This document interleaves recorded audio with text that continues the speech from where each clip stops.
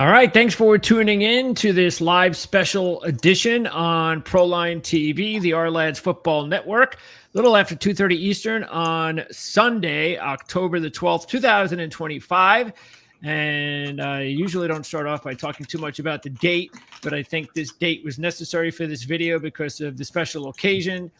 Marty and I talked about this last night following the Penn State loss to Northwestern, that this was most likely the scenario, and it has definitely occurred in the manner in which we thought it would, and that is that head coach James Franklin has been let go. I'm going to bring in our resident Penn State analysts. You can check them out every Wednesday and every Saturday following a Penn State football game.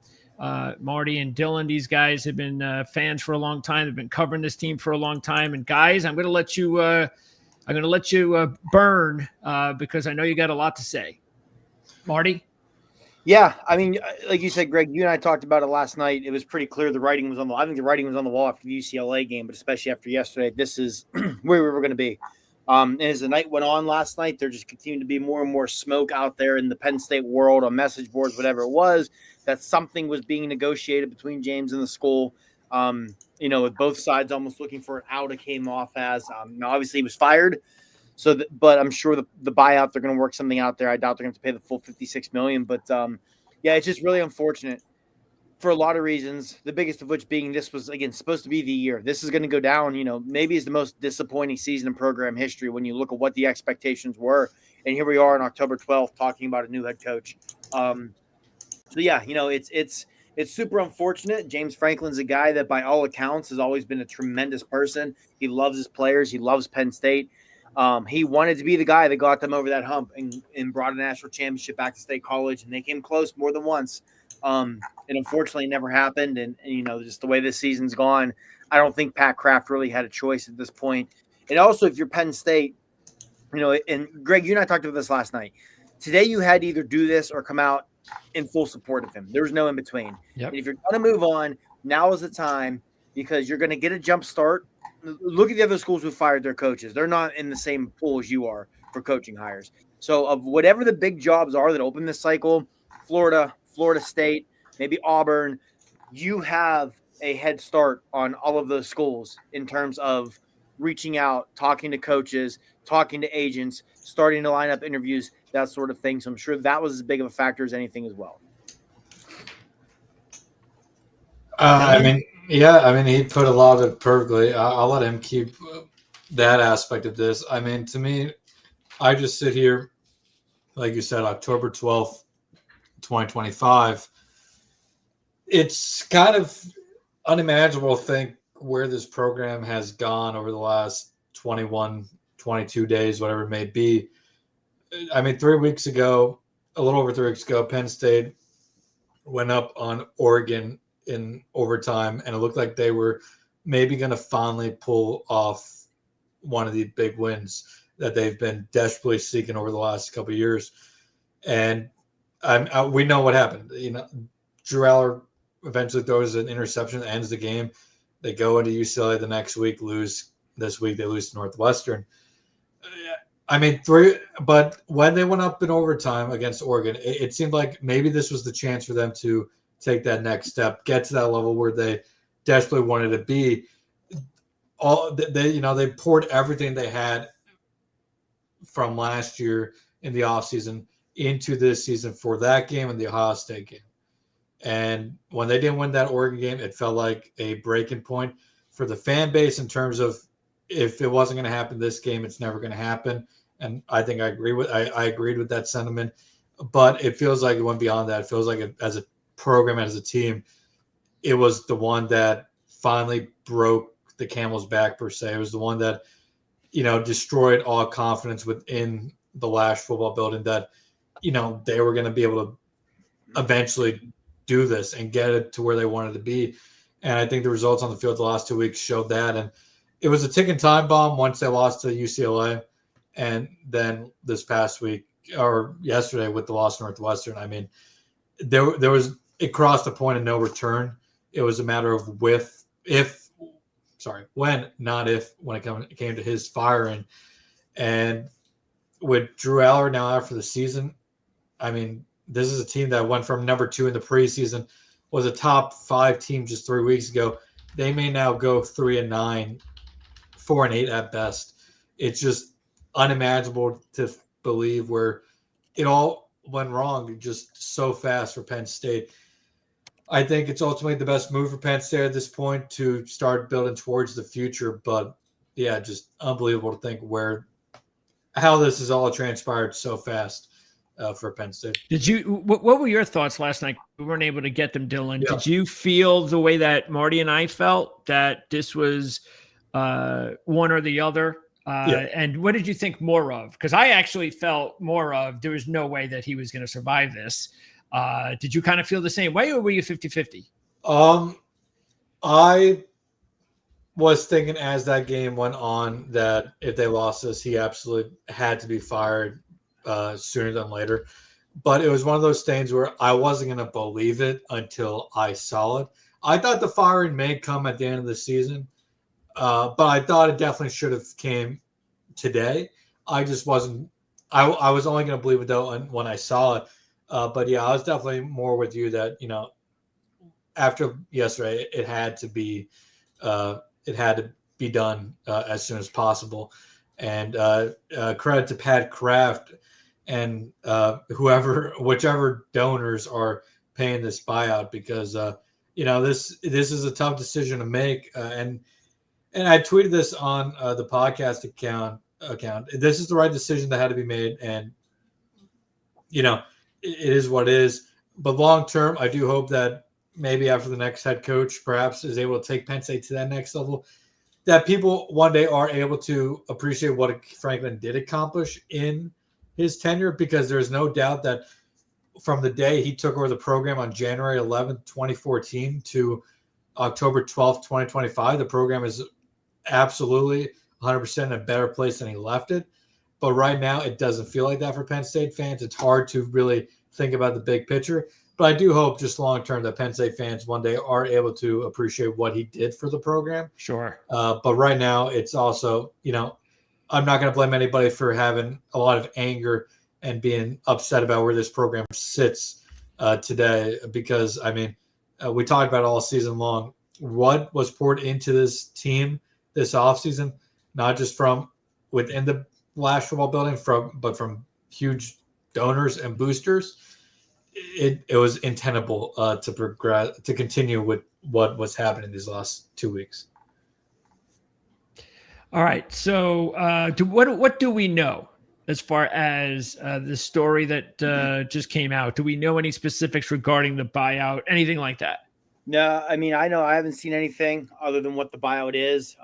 So it's I've seen a bunch of different numbers. Some places have said 56 million, some have said 49. Regardless, it's the second highest buyout in college football history that's going to get paid, other than Jimbo Fisher's. But you and I talked about it last night, Greg. Like, if you have an athletic department the size of Penn State, you can find a way to make these things happen. And it doesn't have to be paid in a lump sum, which works in their favor. They have till the end of the calendar year in 2031 to pay it.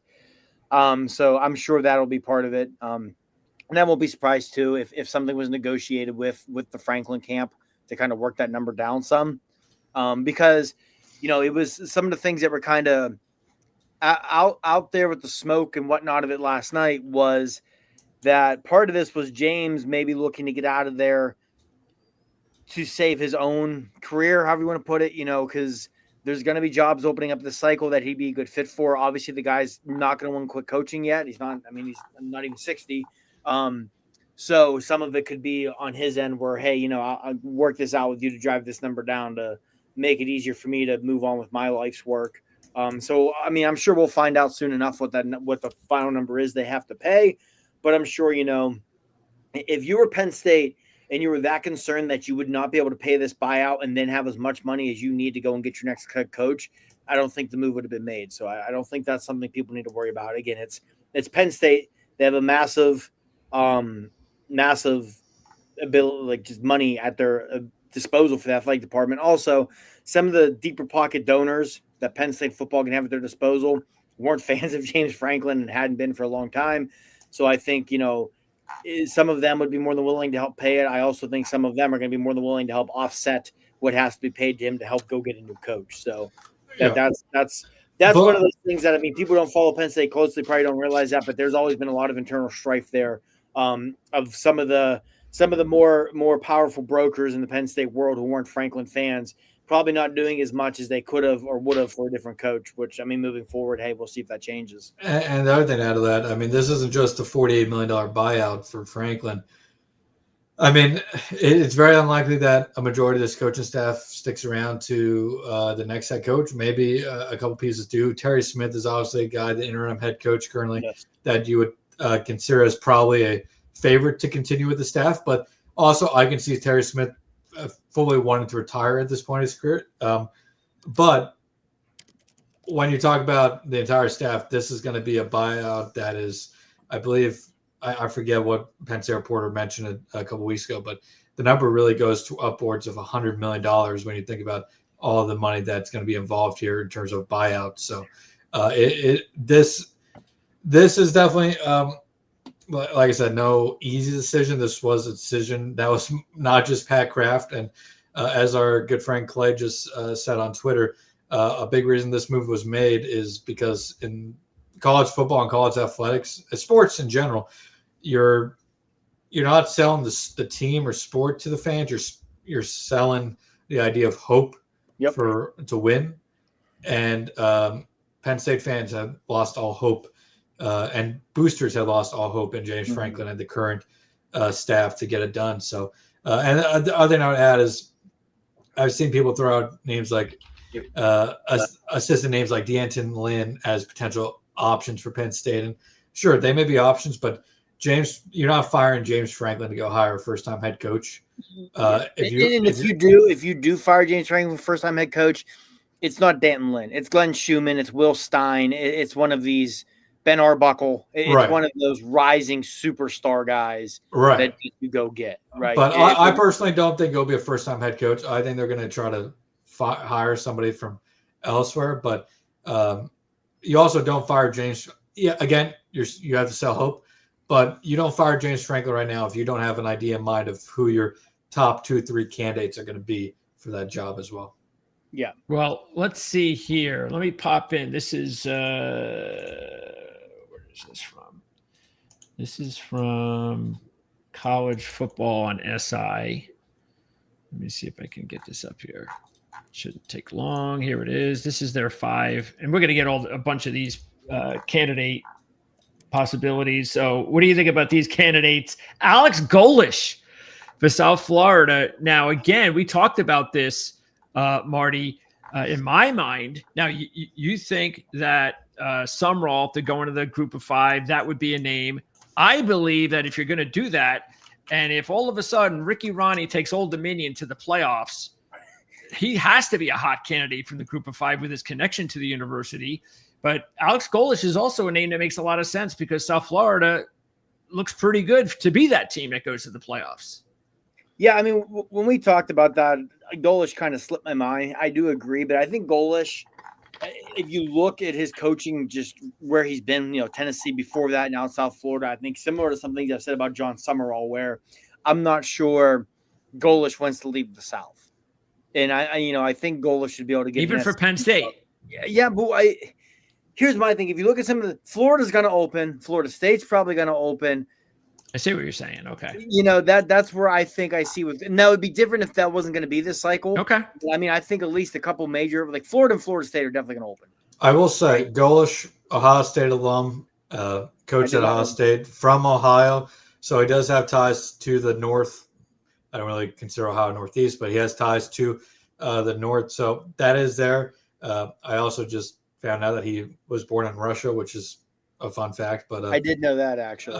But I personally think Golish would be an intriguing candidate for the job. I do like what he's done in South Florida, but I do think Marty has a good point that he's done really well in the South with UCF, Tennessee, and now USF. So definitely a lot of ties down there, and I'm sure Florida and Florida State will have their eyes on him if they do make their own coaching changes here this season.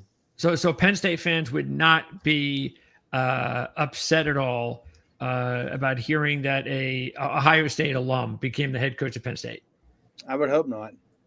No, I don't think the Ohio State alum part. No, I think there'll be a portion of the fan base that would be unsatisfied with the hire just because you look at it, It's not a sexy name. Not a sexy name. He's been in one coaching stop, 19 and 13. That being said, at USF, he took over a terrible program. Yep. He's built them into a really, really good group of 6 program here. I think there would be I think it would be a hire that wouldn't be divisive, but there'd definitely be a portion of the fan base that would not be satisfied. There's definitely a portion of the fan base right now that is expecting this to be a big name for sure. And I think Golish is for us is a big name because we are deeper into this than the casual football fan, but not big enough for your casual football / Penn State fan. And we talked, just so you know, Calix Rose, we did talk about Lynn just a few minutes ago. I don't. Yeah, to me, Lynn's not a guy you even. That's the name that more of is like even lower than like a Golish as far as. If Lynn went to college literally anywhere else, no one would mention him. I wouldn't be surprised if Penn State gives him a courtesy call, maybe gives him a courtesy interview, just one. He is a Penn State alum. It will, as long help out your letterman where you can. Yeah, that helps. Sure. Because if he gets that interview for Penn State, it will open eyes from other people. I don't expect him to get the job. No. And I think it would be an incredibly risky hire for Penn State just because, yes, the program right now is in a weird spot. It's going to be in a weird spot for the next couple of months with no head coach until this winter. But and while they have lost 3 straight, they're going to go 4-8, 3-9 this year. The program is still overall in a healthy spot. It shouldn't have to be a super long turnaround. No. So you want to hire a coach that can come in, and maybe you're not a playoff team next year, but gets you in the right direction, and you have to be sure he is the guy. I don't know if you're Pat Kraft, you can absolutely hire Lynn and be like, yeah, he is the right guy for the job. Yeah, I mean, like you said, Dylan, this shouldn't be a long-term rebuild. I mean, hell, you look at next year. I understand they got to replace a lot, but there's other than Michigan, and that schedule's a cakewalk. There's no reason they can't get a good hire and get guys in here via the portal and be a playoff team again next year. So yeah, I'm with you. You want to make sure you get the right guy because ultimately you're still Penn State, right? You're still Penn State. It's a great job. Absolutely. It's undeniably a top 15 job in the country. You can win a national championship at Penn State, and there's 136 FBS schools. You can't win a national championship at probably 110 to 120 of them. Penn State's one of the schools where you can win it all. Jim Knowles. No. And of course, this to me would be a big no. Yeah. Now the new head coach, whoever it is, I'm not going to fault them if they want to keep Jim Knowles around as defensive coordinator. Yeah. I know things haven't been great this year, but there's no denying Knowles is still one of the best defensive minds in football. 3 years. Yeah, he didn't just get dumb in a couple of weeks. 3 years. Give him the time to bring, like Dylan's saying, bring his guys in, get his system right. So I'm not going to be surprised. The 3 coaches, Knowles, Terry Smith, and Anthony Poindexter, are the 3 that I'm assuming the new head coach will be very interested in keeping. But Jim Knowles is not going to be that coach. 3 years is the time that it takes Jim Knowles usually to get his defense right. It happened in Oklahoma State. It happened in Ohio State. Credit to Ohio State fans. When Penn State hired Jim Knowles, and Penn State fans thought it was going to be a quick, just like that, Penn State's best defense in the country. They're like, hey, it took us 3 years to get to where we were. Maybe it takes him 2 years, but if he comes back next year. Which, it is a pretty big salary. If I think Pat Kraft, whoever he hires, is going to be like, hey, we do have this really nice defensive coordinator here for you. It's a nice if you want to keep him around, that would really help us out. And especially too, if you're coming in, as a new coach with Jim Knowles, and again, also with Terry Smith, because Terry's been here forever and is an alum and is a letterman and just gets it. Why wouldn't you want to keep those guys around for the players who don't portal out? Is just that middleman to help, with all of that, right? Even the coaching acumen aside, just that alone, I think is important. Here's my big thing. He hasn't been a coach in over a decade. He's already 60. If you're Penn State, I would go towards a younger head coach here. Doesn't have to be 30, but somebody between 30 and 45. Because, ideally you want to hire a head coach who could be around your program for 15, 20 years in an ideal world, right? It's probably not going to happen, but with Penn State too. I mean, Greg, you and I talked about this a little bit last night. Penn State fans don't know what a coaching search is, right? Because you had Joe Paterno forever. Bill O'Brien came in at a time when absolutely nobody wanted to take the job. And then when O'Brien moved on to the NFL, I think everybody knew it was either going to be most likely be James Franklin. If it wasn't James Franklin, it was going to be Al Golden. Like there hasn't been an actual coaching search at Penn State since literally before most people watching this were born. First Penn State coach to be fired for performance on the field. Yeah, that's what I'm saying. Like this, it's with Penn State, and it's just we've been very lucky. It's similar to the Pittsburgh Steelers, where you've been very lucky where you haven't turned through coaches, but this happens everywhere else. Why would I don't believe this name even makes any sense. Kirk Cignetti's doing a fantastic job at Indiana. But his name's going to come up every time there's going to be a head coaching job at a bigger program, and there's going to be some of those jobs available this offseason. So, this doesn't really make much sense to me. What do you guys think? I mean, I think a big thing with Cignetti and Penn State too is that he's from Pittsburgh. Okay. He cut his teeth a lot. His first head coaching job was at IUP, which is Indiana University of Pennsylvania, which is a school outside of Pittsburgh. So I think the Pennsylvania ties his dad was a legendary coach there. Yeah, his dad's like one of the most the name Cignetti is so renowned in Western Pennsylvania in football circles. I think that's a big part of it. Now, I mean, I think I've said this to a couple people in the last 24 hours. So I think his bravado and his attitude is something that would be much needed in this program right now. But yeah, I don't see him. I think if Cignetti leaves Indiana, I don't see it for another Big Ten gig. I think if Cignetti leaves, it's he jumps on Florida, LSU, if things go sideways and it opens, something like that. Yeah, I mean, I've heard similar, and nothing that would be even able to close to confirm, but I've heard murmurs that if he would leave Indiana, it would be for more likely an SEC job, and that he likes the potential idea of the challenge of the SEC. But I agree with Marty in general, though. I don't see it happening with Penn State. I think it would be a home run hire, but it also goes back to the age thing for Penn State. Like Cignetti's 64. How many years do you realistically have him if you hire him now? It's a great hire for Indiana right now, and it's one that Indiana should be able to parlay into a good coaching hire once Cignetti leaves, whether that's, he sticks around Indiana for a while and then retires or goes elsewhere. But just while it would be, I think, great in the short term for Penn State, I don't think it's a great long-term fit. I also think, real quick, one more with Cignetti. The idea when you move coaching jobs, you usually say, I want to go somewhere I can win a national championship, right? And most years you can't do that at Indiana. But after what we saw yesterday, you could sell me on Indiana winning a national championship. Yeah, the landscape in college football is and has basically changed forever. No longer teams like Indiana not win a national championship. So you're absolutely right, Marty. That's what some of these coaches are probably thinking. Country right now, that goes a long way. What's that? Said you may have the best quarterback in the country right now, and that goes a long way. Yeah, that's the thing. You have a really good offseason, transfer portal, hit the right quarterback. You're a good coach. Now you can win a national championship. That's just going to be the way it is in college football from now on. That means parity is going to be like it's never been before. So yeah. Manny Diaz, former Penn State defensive coordinator. What about which side of the ball is that important, do you think, for knowing, of course, that if you do bring in a defensive guy, well, that means Knowles is gone. Yeah. So are you most likely looking at an offensive coach?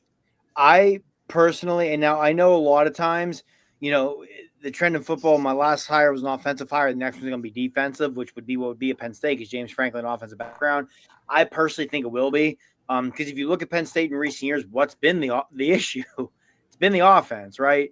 It hasn't mattered if it's Brent Pry, Manny Diaz, Tom Allen, Jim Knowles. The defense has been fine. And like you said, I think if you're Penn State, if you're sitting here and you're Pat Kraft, hey, I already have a elite defensive coordinator here.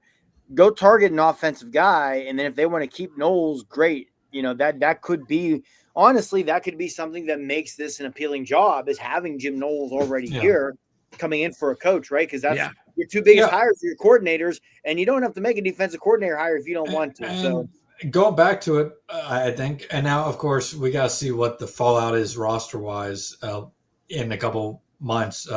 Notably, there used to be a 30-day transfer portal window after a coach was fired, but for Penn State's sake, that just got changed last week. It's now if your coach is fired, and I'm assuming it started last week. Could be wrong, but it's now if your coach is fired, you have starting 5 days after the new coach is hired.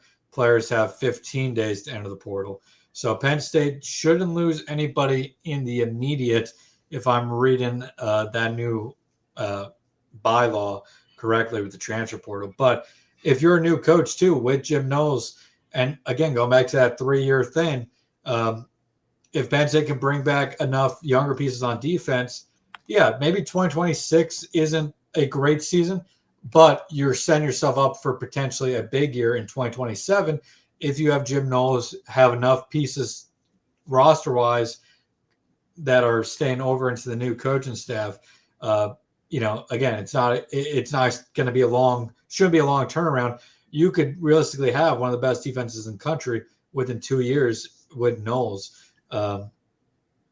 So going back to your original question about offense versus defense, I don't think it should be a disqualifier if their offense or defense, which either way. If I'm Pat Kraft, I'm probably favoring the offensive side of the ball just with the way college football is going these days. Yeah.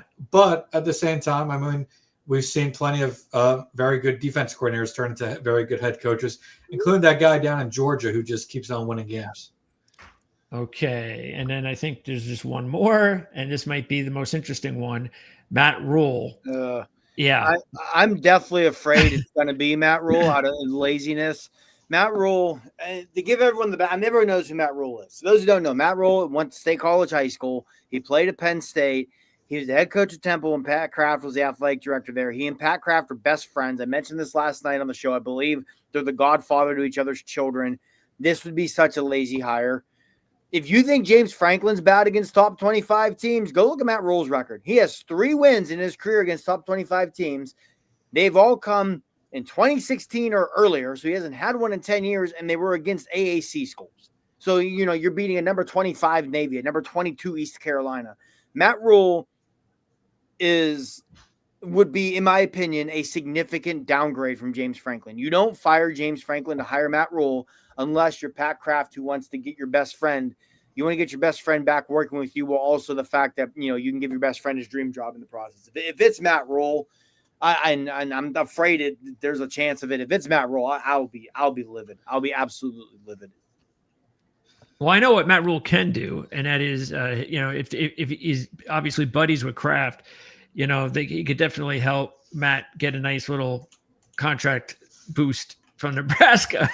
Say, hey, do me a favor, and what's for the rumor? Hope that's where this is going with the Rule stuff. I mean, Rule, it was always going to be brought up again because he's from State College. He's a Penn State guy, but yeah.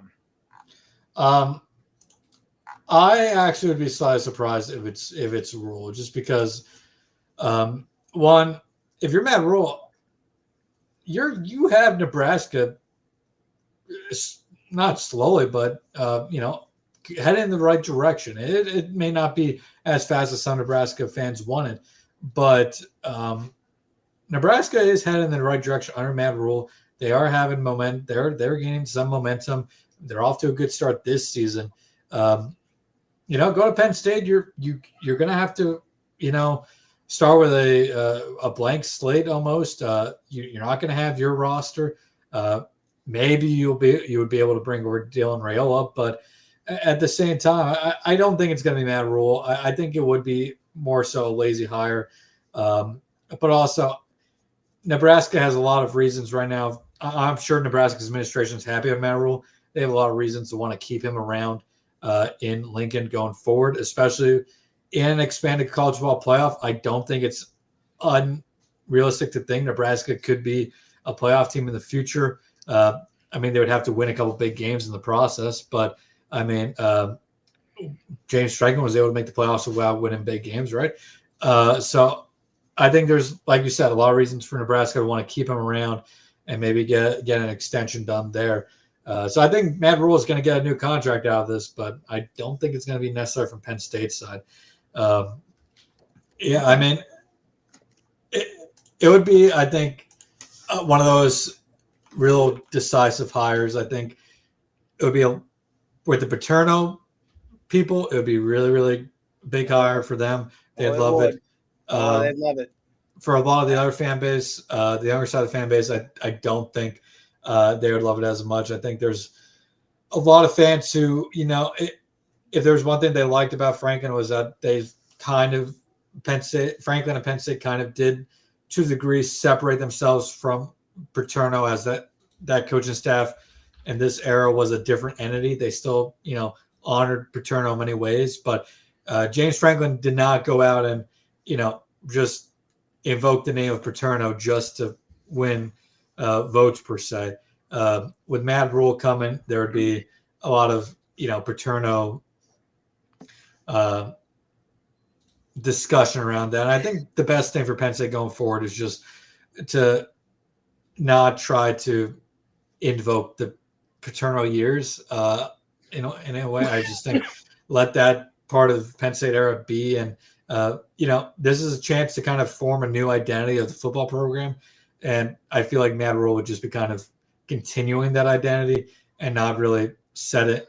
It wouldn't be a groundbreaking hire for me. That's what I'm trying to say. No, and I think, too, you mentioned the Paterno people. It's sad, but this is true. There's a portion of this fan base that would rather go 8-4 with Matt Rule than go 11-1 to make the playoff with somebody else, because they're just going to be so hell-bent. There's a large portion of the fan base, of the alumni base, that if you have no ties to Penn State or no ties to Joe Paterno, they don't think you should even be considered. But yeah, I'm with you. Rule would not. That wouldn't be a great. It would be a bad hire, in my opinion. Again, you don't fire a coach to hire a coach who's lesser than them. And no matter how you want to try and look at it, every data point available tells you Matt Rule is not as good of a coach as James Franklin is. All right, we've got 4 suggestions. Let's zip through them here. This is not going to happen, William. No, Jim Harbaugh, not allowed. There's a show cause there. And plus, Jim Harbaugh picked San Diego / LA for a reason. Yep. So he left Michigan. Trust me, he didn't leave Michigan to go coach against him at Penn State. That's not happening. Yeah, I'd be surprised if we ever see Jim Harbaugh coach anything but the NFL. Yes. And the thing about the NFL is he's probably going to, warm out his welcome in LA within a few seasons, just because outside of, he even did at Michigan before he was doing it at Michigan before they turned it around. But, he was almost fired. Yeah. He's a coach that is historically kind of hard to work with. And, I wouldn't be surprised if he's only with LA for a while. I think ultimately he's going to either disappear or end up on TV as an analyst somewhere. Okay. Lane Kiffin from Doc. I would love it. I love Lane Kiffin. I think Lane Kiffin's a coach. You get him to more of your traditional blue blood type of program, he's capable of winning a national championship. Dylan, I know you're going to agree with me here, though. Culturally, Lane Kiffin and Penn State, oh boy, it's he's the coach, but if he's the antithesis to Joe Paterno, right? You can't do more of a 180 from Joe Paterno, right? In the Penn State way than Joey Firstwater. I don't think Penn State fans. I think Penn State fans would love to hire for the most part, but there would be definitely a big fan base that would not enjoy the antics of that. As I mentioned earlier, there's a big portion of donors who don't want to donate money to James Franklin. They're not going to Lane Kiffin. Now, on the other end, I think Kiffin's a good coach. I think he's a great coach. I think he's a great coach. I don't know if he's an elite coach. No, he may not be. Again, I think that would be and I'd give that hire an A. I think it would be worth a shot if. Oh, absolutely. But I'm not sure. there's very few coaches I think we've mentioned. Maybe not any. Maybe Cignetti's the only one that I would be like, oh, Penn State can absolutely get to where they want to be with him. But I mean, that's just kind of the thing about this hire is that there's very few coaches out there, coordinators or sit-in head coaches that really make me go, yeah, he's the type of hire that can get it. Maybe Kiffin's that guy, but it wouldn't be one of those for sure things, if that makes sense. Yeah. Okay. Next. Lee Taylor wants you to go Army and Jeff Monken. No. Like I get why the academy option guys. Yeah, you don't run the triple option. You run the triple option if you're a program that doesn't have the Jimmies and Joes, right? That's why the academies do it. That's why post 2011 Penn State could have ran the triple option. Oh, they could have in 2012 and 2013, absolutely. But no, they just no. Okay. And here's a good one. Connor with Dion. There would be again the antithesis of Joe Paterno here. It would not go over well with a lot of older Penn State fans. Yeah, I also don't think Deion Sanders is a good coach. Yeah, that would be a problem. He's fun, but he's not good. This one actually I like. I actually like this one a lot.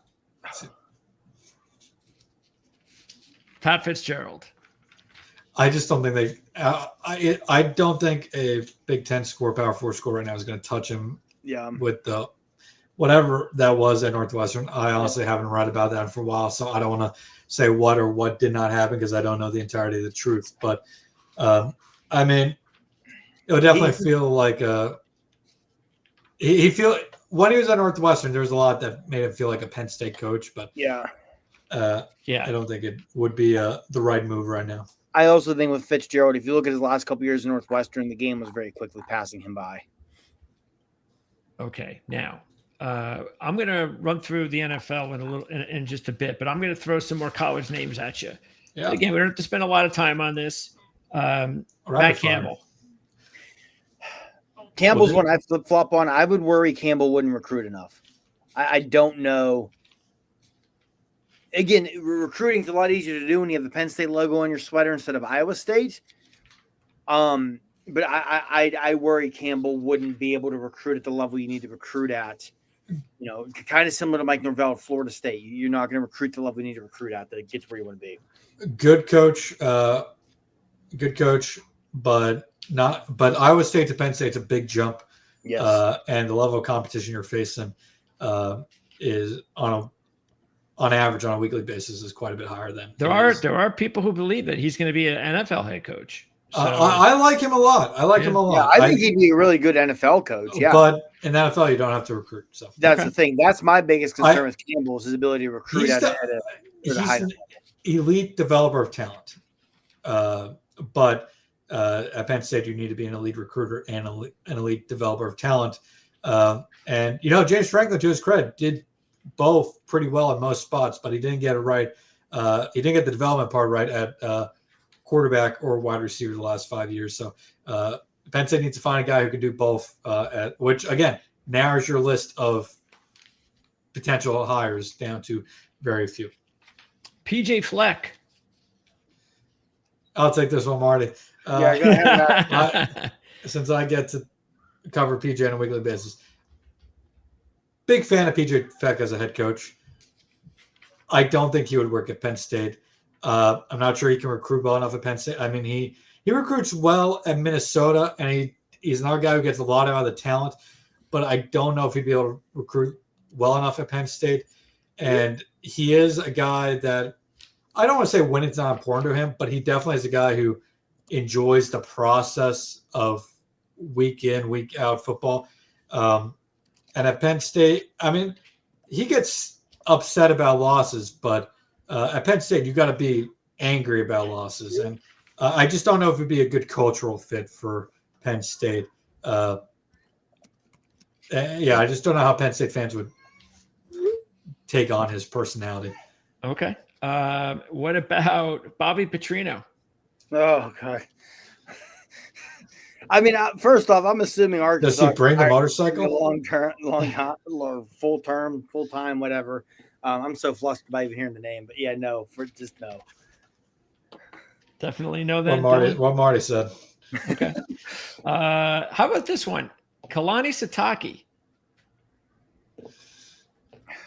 See, Sitake to me, he's a in guy, a perfect spot. Yeah, he is. Yeah. West Coast development type of school. Yeah. He's got a really good staff. I mean, that's a heck of a staff he's got. I don't know Sitake, if he leaves BYU, finds the success he's had at BYU. It's similar to like Fleck with Minnesota and Campbell with Iowa State. I think he's just in the right spot. Okay. Yep. This is a good one. EMU Eagle 29 with John Gruden. I'd be very curious how John Gruden would handle the college game. What a great recruiter John Gruden would be. Imagine John Gruden going to your living room, your high school kids' living room. It would honestly be one of those hires that is either going to be a complete success or he's going to be a complete failure, and you're going to end up with a crap ton of recruiting violations in the process. To me, if you're going to go with the former great coach who's currently in media and not coaching anywhere, it's not Gruden. And said coach would probably be wait. I know who you're going to say. I know who I'm going to say. Let me say it for you. Yes.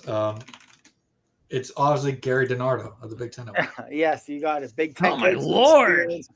No, that guy's been out of football way too long. If you're going to go that route, and even if you don't want to go that route, this guy's probably still one of my first calls. Call Urban Meyer. If Urban Meyer has a desire to come back into coaching and is fully committed to this thing, you're going to be extremely successful.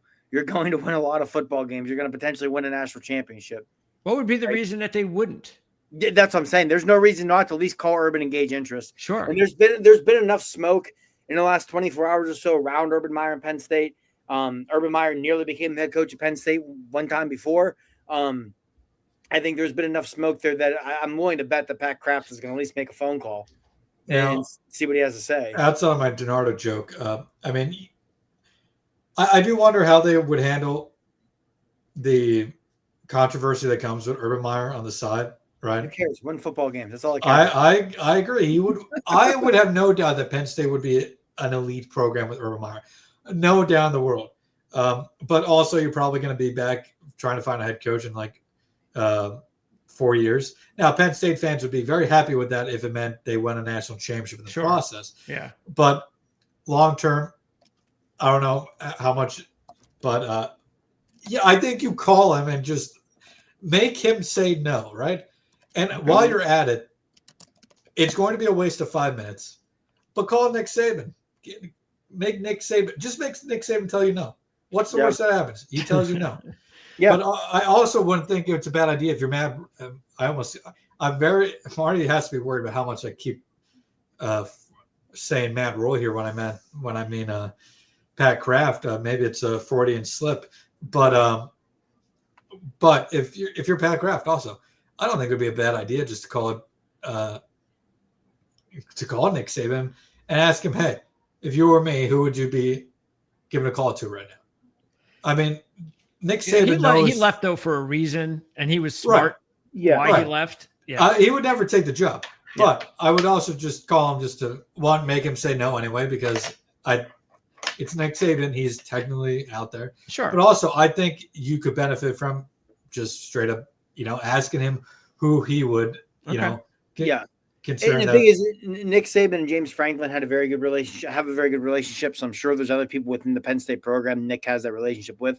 Like you said, Dylan, nothing else to call him and just, bounce ideas, bounce names off him, get some input. Right. Okay. What more college name? I've got a bunch more. Well, this is one that it's probably not going to be in a list. Go ahead. Hear me out. Is he an assistant? No, he's a head coach in the SEC. In the SEC. Where I've never liked the culture fit, and I can still see things going sideways. I've got one guy from the SEC on my list, but go ahead. If things don't go well the next few weeks for LSU. Oh my God! Out of Baton Rouge. Oh, I'm God. just saying. I think he's a Northeast guy. I'm not saying it's gonna. I would even. But if it doesn't go well at LSU, then that means it didn't go well at Notre Dame, and it didn't go well at But it went LSU. well at Notre Dame. He had one bad year at Notre Yeah. Dame. It was all. I just think culturally he fits the Northeast and Midwest much more. That's all. Is he gonna be holding a piece of coal or something during his introductory press conference? Yeah, probably something like that, and try and talk with a Yinzer accent. Well, he's gonna be have a stain of pierogies and some coal. Yeah, but I'm just saying, that's the one where I could see where things you get to a point in a month where maybe Brian Kelly and LSU are both looking for an exit strategy. I never liked that cultural fit there to begin with.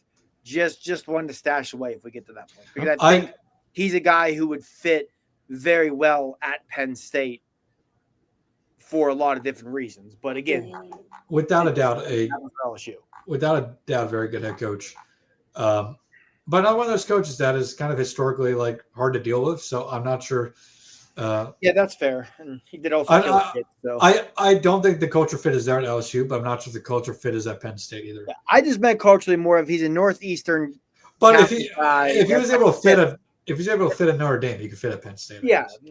People say all the time how a big reason why Penn State and Notre Dame recruit a lot of the same kids. It's not even just the talent; it's just the kind of kid that goes to Notre Dame is very similar to the kind of kid that typically goes. I like playing this name game. So I mean, we can rapid fire yes or no. Yeah, continue. I just want to throw that one out there because I was pretty certain, Greg, you weren't going to have that one on your list. No, I wasn't. All right, so go ahead. Yes or no? I've got 6 more from the Power 4. Here we go. Sure. Brent Key. He would be on my short list. Love Brent Key, Dylan. He would be on my short list. Yeah. Yeah. I think he's a great head coach. Though he's a Georgia Tech alum. So I think he's there's only so far you could take that program. Right. And to him, it's how much does he love Georgia Tech? Right? Yeah. I could see him want to stay there forever, but he'd be on my short list of like 10, 12 names. Sure. Lance Leipold. I think he's good, but I would say no. I think if you hire Lance Leipold, it's because he struck out on some other guys. Okay. Yeah, that's fair. Jeff Brom. He would be a couple years ago. I would have been intrigued by it, but I still think he's a good coach. But I don't. I think Brom. It's similar boat to PJ Fleck. It's that middle tier Power 4 type school is just a perfect fit for him. Okay. So that's wrong with that. Eli Drinkwitz. Yes, 100%. Yeah. 100%. He honestly, after Urban Meyer would be my first call, Drinkwitz might be my second. Third at worst. Yeah. Frank Reich. I forgot he was coaching Stanford. No, but if he wants to return to my Eagles and take over as OC again, that'd be. Well, he wants to come be the quarterback coach for the new guy at Penn State. I'll take that. Yeah. How about going? It worked once before. How about going back to Vanderbilt with Clark Lee? That's one that intrigues me. Penn State fans would hate it because of the Vanderbilt connection. That's where it's challenging because it's similar. Like when Brent Pry was fired, and now a lot has happened since then. My first thought was like, man, Andy Kotelnicki would be a great fit for Virginia Tech, but can you sell hiring another Penn State coordinator? I think that would be a similar position here because I think Clark Lee is really good, and if he wants to get out of Vandy and find a bigger job, he's going to be able to. But like you said, but he also may not have to look far. Going back to that well would be tough because that Auburn job could open up sooner than later. Yeah, too. yeah. Okay, here are 6 names from the group of 5. Eddie George. I'll pass. Yeah, just too unproven. Bob Chestnut. I'd also pass, but I understand why people wouldn't. Yeah, that's a good way to put it. Dan Mullen. Pass. Yeah, that was a popular name back years ago. Many years ago, but not a good enough recruiter. Jim Mora. Definite pass. He's still coaching? Oh yeah, he's at UConn. Sorry, UConn. Yeah, I'm gonna pass on that one. And then, because I want your take too, obviously, I didn't get this for you, Dylan. John Sumrall. Definitely on the short list. And again, what do you guys think about Ricky Ronnie? Old Dominion could win a playoff game this year. I don't think they're going to get in. It's going to be the AAC champ, but they get in and win a playoff game, and they'd have a hard time selling that because when Ricky Ronnie got hired to be Old Dominion's head coach, Penn State's fan base was doing backflips. And now looking back on it, revisionist history, Ricky Ronnie was a much better offensive coordinator than he got credit for in the moment, but people were not sad to see him go. I don't think you can hire a James Franklin assistant. You also can't hire someone off the James Franklin tree right now. That's part of the reason why I don't think Manny Diaz. I don't think Manny gets the job, but that's one of them. Right. I don't think Manny would be a great hire. It would be a bad hire in my opinion. But he's like the only assistant that he's had that I think would be like you could not include in that idea of not hiring a Franklin assistant, but Ronnie's too close to being a Franklin disciple. Yeah. Also, and again, not that this necessarily matters because it's a profession, it's a business. I get that. Ricky Ronnie and James Franklin are legitimately best friends. And I mean, I know James is the godfather to Ricky's daughter. Like, their wives are best friends. Okay. That throws a whole wrench in all of this too. Okay.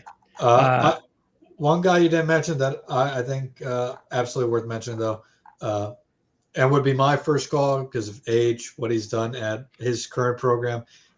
I would call Kelly Dillingham. Oh yeah, that was almost like it was too easy. Skipped it. Yeah, I said, Urban would be my first call. When I said Drinkowitz would either be my second or third call. The other guy that I'm calling right after, if Urban tells me no, is Dillingham. If would you say like his Power 4 coach, Dillingham and Drinkowitz are my first two calls. Okay. Yeah. Do you agree with that, Dylan? Dillingham and Drinkowitz, top two? Yeah. I mean, of sitting head coaches. And maybe Urban Meyer, Brent Key, John Summerall. Maybe that would be like a top five. Roughly, yeah. I think in general, Dillingham and Drinkowitz both fall into like that perfect category of sitting head coaches who are not too old. I mean, Dillingham's 35, so he's still pretty young. But good recruiters, good talent developers. What was that? I was going to say, I'm pretty certain Kenny Dillingham's like a month younger than I am. He's definitely not old. I mean, I feel old. Exactly. I'm not. I mean, Drinkowitz is only 42. I mean, those are the perfect guys in that mold. If you're going to go older, I think it has to be like Urban Meyer. Yes. And you could throw Signetti in there. But the only way I'm going someone over like mid-50s is if it's Urban or Signetti. Okay. Yeah. And I know we didn't mention them yet, but I think, you move past current head coaches. I would have a lot of coordinators who would be higher on the list for me than a lot of the other sitting head coaches that we mentioned. Yeah, that's what I want to do with two more things. One, take a quick look at the NFL list. And also, by the way, Danny Miller, one of our viewers, did add Joe Brady to the list, another NFL That's another guy I would give a call. I mean, Joe Brady has the ties to Penn State before. He went to LSU and really made his name. He's grad assistant at Penn State in 16 and 17. It has been a name that's popped up on from fans too the last couple of weeks. Joe Brady, okay. Yeah, and I know when they hired Koldenicki, Brady was in consideration for offensive coordinator. I just get the vibe at this point Joe Brady's an NFL guy now. If he wants a head coaching job, he's gonna be able to get an NFL head coaching job probably sooner rather than later. College game has changed a lot since he was since Joe Brady was here 10 years ago. Yeah. Okay. Or even at LSU, whenever though, a couple years ago. How about Josh McDaniels? Josh McDaniels seems to only work with the New England Patriots. So yes. Josh McDaniels should never leave Foxborough. He should stay there forever. Let's see. How about Cliff Kingsbury? That'd be intriguing. My worry would be that he's never had it was the Big 12, but I think the offense would be great, but they may not have a defense. Well, you got a defense. If you got Jim Knowles, maybe. Yeah. But, that would be a nice combination right there. But I also do wonder if just the air raid offense isn't a great fit for the Big Ten just because it's hard. It's hard to play great defense when your defense isn't always going to get a ton of time on the sidelines because either you're scoring within 2-3 minutes or you're getting off the field within 30 seconds. Yeah. That's true. Any off the wall names that nobody would think of? I think I already got that, Brian Kelly. Well, I mean, like an assistant. NFL assistant, college assistant? I mean, there's definitely a lot of college assistants I like, but none of them are going to be off the wall names. Their names are going to get discussed. Well, to the average fan. Like, I love Will Stein, the offense coordinator at Oregon. He is someone I would be interested in interviewing. Same thing with Glenn Schumann, the defense coordinator at Georgia. Ben Arbuckle, the offense coordinator at Oklahoma. Another one that I 100% would be in touch with. But I mean, again, I think if you're, like you said, Greg, with the regular fans, it's a little bit different. But people who follow college football closely, they know those names and they know those guys are going to become head coaches at big schools and soon. How about this gentleman?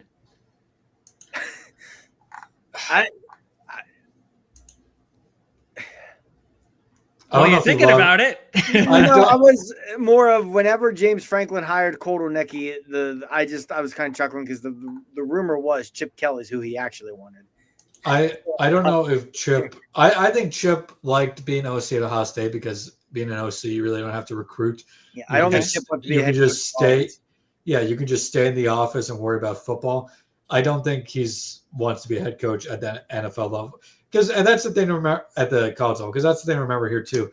Being a head coach at the college level, being a coach at the NFL level, wildly different. College football is 24/7, 365. In the NFL, you don't have to worry about recruiting every single day of your life. You gotta focus on football for a couple of months in the offseason and not have to be in the office 24/7. You think he'd be a head coach material in college? He'd probably be better head coach material than he was in the NFL. Yeah, I mean, I'm pretty certain that most people with North Carolina, they wanted either him or Matt Campbell, but the people with the money stepped in and forced him to hire Bill Belichick. Yeah. Okay. That's all right. So let's close off with give me. I want you to give me a top five. So give me a top five preference. All right, I'm gonna take 2 seconds here to figure out that. I've had my top five ready for about 3 weeks, so I can go off here. Okay. I've been ready since about 5 minutes into the UCLA game. Are we doing no order, or are we doing an order? I'll give you mine in order. Yeah, go order 5 to 1. All right. Well, all right, 5 to 1. My number 5 is Glenn Schumann, defense coordinator, Georgia. My number 4 is Will Stein, offense coordinator, Oregon. Wow, he starts off with coordinators with no head coaching experience. Okay, go ahead. My 3 through 1 I've already mentioned. Eli Drinkowitz and Kelly. I don't know why I keep calling him Kelly. I apologize. Eli Drinkowitz. I do too. Dillingham. They're my 2, 3, and number 1's Urban Meyer. It's again, if Urban Meyer's invested and wants to do this, I have zero doubts he's going to come here and win a lot of football games and potentially win you a national championship. He is my first call. So again, number 5, I'm going Schumann, Stein at 3 or 4, 2 and 3 interchangeable between Eli Drinkowitz and Kenny Dillingham, and Urban Meyer is my number 1. All right, Dylan.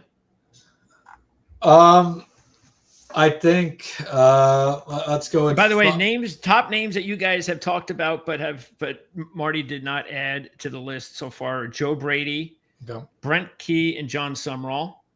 So I like Brady a lot. Like I said, I just don't think Brady's realistic. I think Joe Brady's going to wait and get an NFL head coaching job. Okay. That's the main reason why I didn't put him in there. So I'll give you even 2 just outside the top 5. I think Brent Key for me would be just outside the top 5. I don't think he should be the hire, but I'm intrigued enough by him. So Brent Key just outside the top 5. And I'll throw Schumann just out of the top 5 too, just because I prefer offensive side of the ball. 5, I'd probably go with Will Stein. 4 would probably have to be Kurt Cignetti. Don't love the long-term aspect of it because he's not going to be there long-term in terms of 10 plus years probably. And then it would have to go Kenny Dillingham 3, Eli Drinkowitz 2. And you have to give Urban Meyer a phone call. Wow. Urban Meyer is the consensus number 1 choice for Dylan and Marty. I don't know if it would, again, there's a lot of, I don't know if it'd be a great fit long-term because I don't think it would be long-term. 5 years. But in 5 years, but in 5 years, would you take Urban Yes. Meyer to win a national championship in 5 years? 100%. Yes. I don't care if in 5 Correction. years you're crippled by sanctions. If he wins you a national championship, Correction. and again, the Michigan thing proves the NCAA. Let me rephrase this. Let me rephrase this, since we are, betting minded here.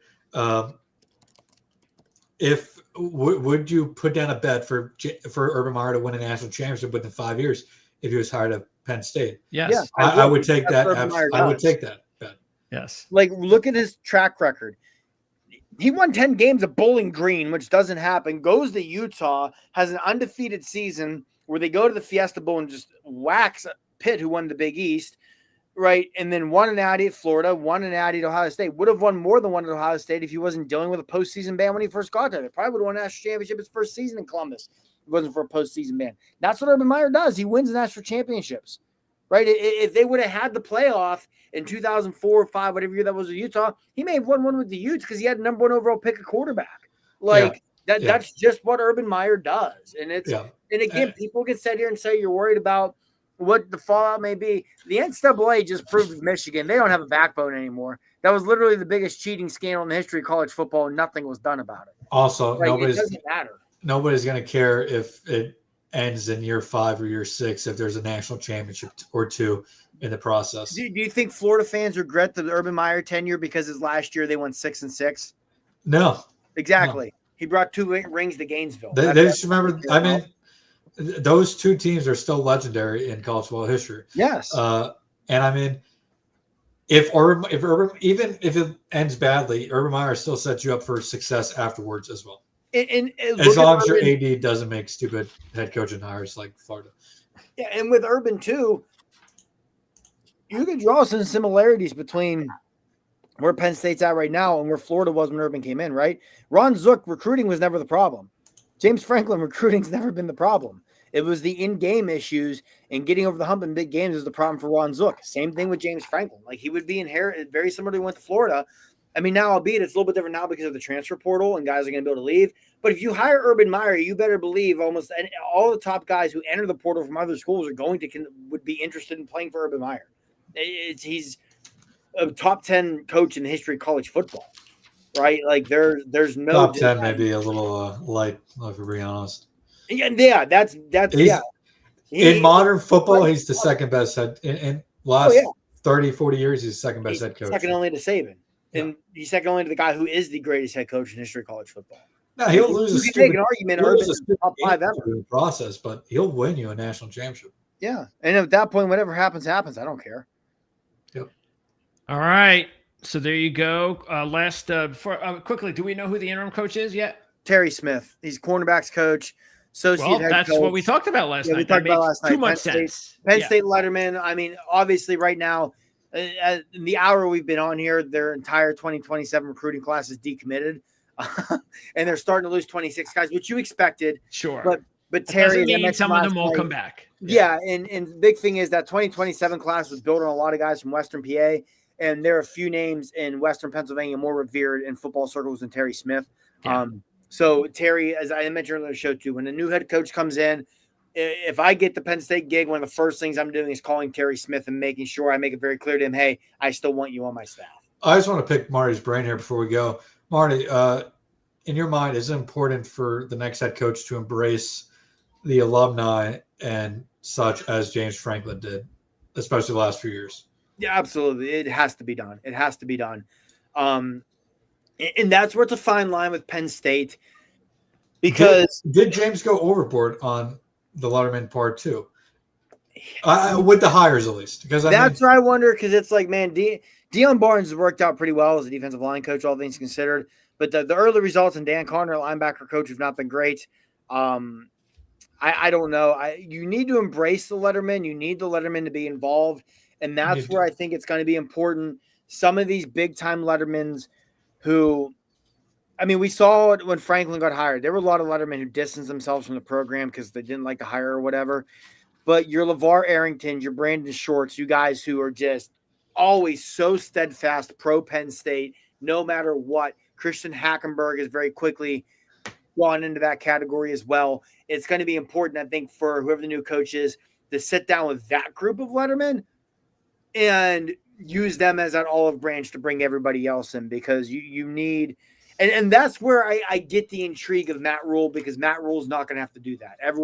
A lot of those people are going to be on board with Matt Rule if he would be the hire, but it's just, he's not a good football coach. I'm not saying he's not a good football coach. He's not an improvement over James Franklin. And again, you don't fire your coach.